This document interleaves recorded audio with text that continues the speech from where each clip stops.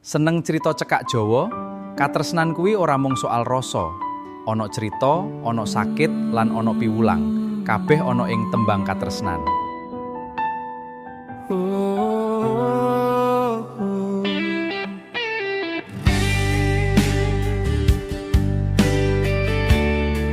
Sing lumpuhake bondo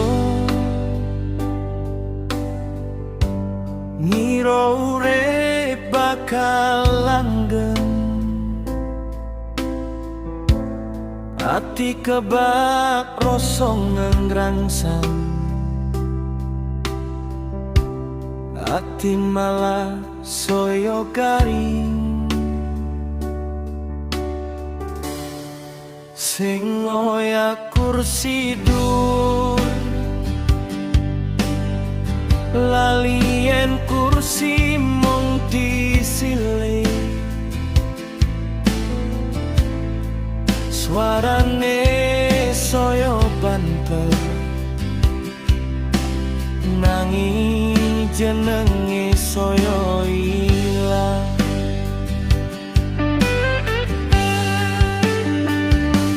Oh manungso ojo kesusuku medhe, pondo mung mampir ing dengkul, pangkat mung mampir ing pundak.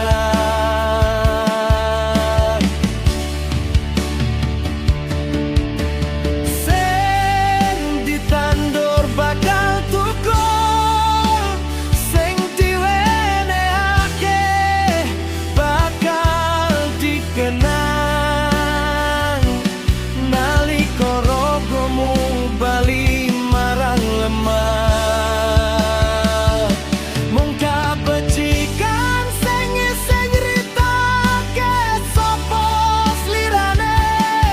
Ono sing sugih nanging sepi, ono sing kuwasa nanging ora ditresnani.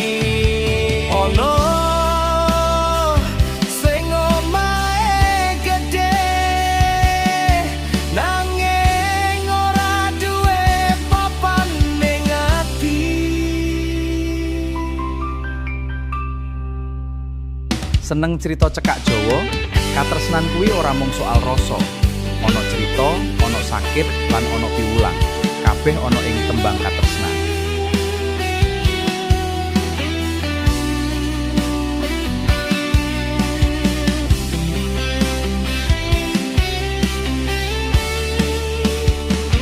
Oh manungso urip aja mung golek duwe, amarga sing kok gegem dina iki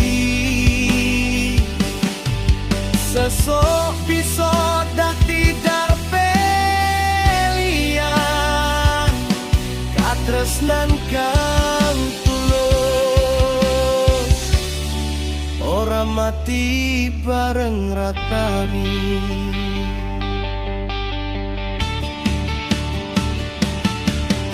Rogo bisa sirna kepangan lemah, nanging kabecikane ati bakal dikenang anak putu.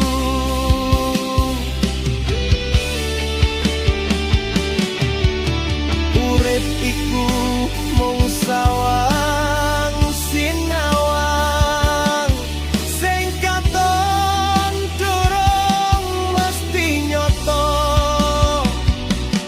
sing meneng durung mesti kalah, lan sing duwe durung mesti duwe wikat bakat tresnan iki. Dudu mung bab tresno nanging cocok kanggo manungso, supaya ora kesasar kendaleni awake dhewe.